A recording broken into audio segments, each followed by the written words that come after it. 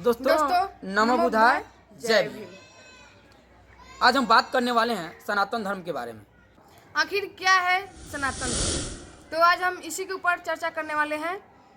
तो चलिए वीडियो को शुरू करते हैं। इस वीडियो को बनाने का उद्देश्य किसी व्यक्ति विशेष या जाति धर्म की भावनाओं को ठेस पहुंचाना नहीं है, बल्कि संविधान के अनुच्छेद 19A में दिए गए भाषण एवं अभिव्यक्ति की स्वतंत्रता के आधार पर अपने विचारों को तार्किक रूप से प्रस्तुत मात्र करना है। दोस्तों, दुनिया में बौद्ध नामक कोई धर्म नहीं है। यहाँ तक कि भगवान बुद्ध ने भी हमें धम्म सिखाया है। सम्राट अशोक ने भी धम्म का ही प्रचार प्रसार किया है। उनके अभिलेखों में कहीं भी बौद्ध नामक धर्म का उल्लेख नहीं मिलता है।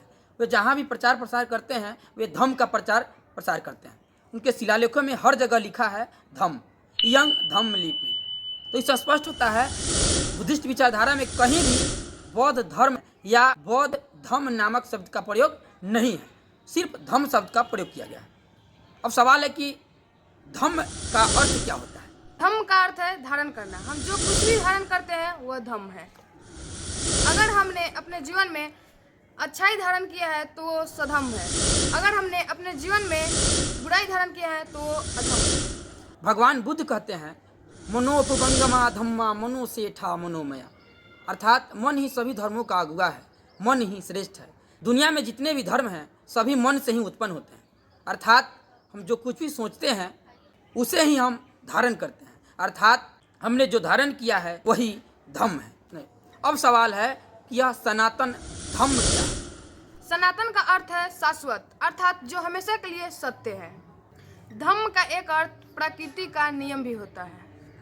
प्रकृति के नियम ही सनातन हो सकते हैं और जो इन नियमों पर चलता है उसे सनातन धर्मी कहते हैं। अर्थात सनातन धर्मी वही हो सकता है जो वैज्ञानिक विचारधारा में विश्वास करते हैं। साइंटिफिक लॉज ही कुछ हर काल खंड में सही माने जा सकते हैं। बाकी नियमों का आप अंदाज़ा नहीं लगा सकते हैं कि यह सर्वकालिक सत्य है या नहीं है। अब आइए समझते हैं कि भगवान बुद्ध ने सनातन धर्म को किस तरह समझाया है। भगवान बुद्ध धम्म पद में कहते हैं नहीं वेरेन वेरानी समन्तिद कुदाचनं औरेन च समन्ति एस धम्मो सनातनो।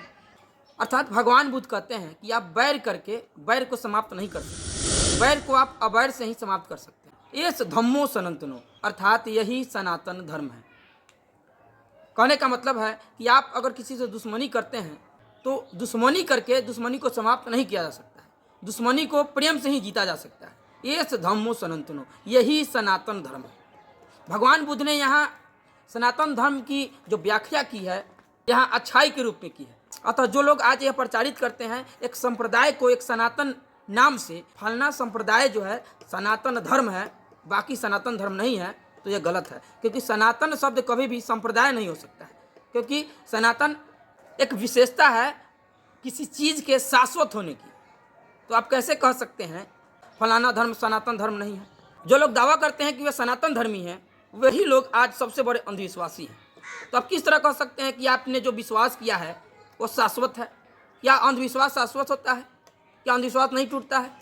अगर सनातन धर्म के बारे में अगर कुछ हद तक कहा जा सके तो वह अंधविश्वास को न मानना है, एक ऐसे विचार को मानना, एक ऐसे नियम को मानना जिसमें अंधविश्वास नहीं हो, जो वैज्ञानिक विचारधारा पर चलता हो, वही सनातन धर्म हो सकता है। और वही लोग सनातन धर्मी हो सकते हैं, उन्हीं लोगों को सनातन धर्मी कहा जा सकता है जो लोग शाश्वत चीज़ों पर विश्वास करते हो। प्रकृति के नियम सनातन होते हैं। जैसे एक पेड़ में फूल की कली निकलती है, उस फूल से फल बनता है और उस फल से बीज बनता है, उस बीज से फिर नए पेड़ों का जन्म होता है, फिर उन पेड़ों में फूल फल और बीज बनते हैं और फिर से बीज द्वारा पेड़ बनता है। ठीक इसी तरह एक नर एक मादा के प्रजनन से एक बच्चा बनता है, वो बच्चा बड़ा होकर मादा के साथ प्रजनन करके फिर से एक नया बच्चा पैदा करता है। प्रकृति का यही क्रम चलता रहता है। यह सर्वकालिक सत्य है जो एवोल्यूशन के दौरान शुरू हुआ था और अनंत काल तक चलेगा। यही प्रकृति का सनातन गुण अथवा धम्म है, अर्थात यही प्रकृति का सनातन धम्म, ये धम्म सनातन है। इस प्रकृति में हर क्रिया के पीछे कारण है, बिना कारण का कुछ भी नहीं हो सकता है। ये पूरा यूनिवर्स जो आज अस्तित्व में है उसके पीछे का कारण है बिग बैंग। ये समस्त एनिमल और प्लांट्स जो आज मौजूद है इसके पीछे का कारण है एवोल्यूशन, अर्थात किसी भी कार्य के पीछे कोई न कोई कारण छुपा होता है, बिना कारण कुछ भी नहीं होता है। यही क्रिया और कारण का सिलसिला पुराने समय से चला आ रहा है और यह क्रिया कारण का सिद्धांत भविष्य में भी चलता रहेगा। अर्थात यह क्रिया और कारण का सिद्धांत सनातन सिद्धांत है। इस सनातन सिद्धांत को धारण करना ही सनातन धर्म कहलाता है। एस धम्म सनातनो, यही सनातन धर्म है। अर्थात यही प्रकृति के गुण और स्वभाव हैं, इसे बदला नहीं जा सकता है। और इस प्रकृति के इस सत्य को स्वीकारने वाले सनातन धर्मी कहलाते हैं। गौतम बुद्ध का प्रतीत समुपाद अर्थात प्रतीत समुत्पाद सिद्धांत भी यही कहता है। हर क्रिया के पीछे कारण है, कुछ भी अकारण नहीं होता। यह जो प्रकृति का नियम है यह अनवरत चलता रहेगा। जब तक यह सृष्टि रहेगी तब तक यही नियम चलता रहेगा।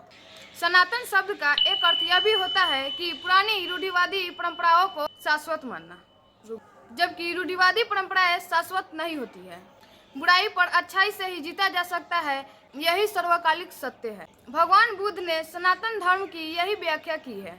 अगर यह वीडियो आपको अच्छा लगा है तो इस वीडियो को लाइक कीजिए और चैनल को सब्सक्राइब कीजिए और साथ ही साथ बेल आइकन को भी दबाइए ताकि इस चैनल से जुड़ी सारी अपडेट्स की जानकारी आपको मिलती रहे। नमो बुद्धाय, जय भीम।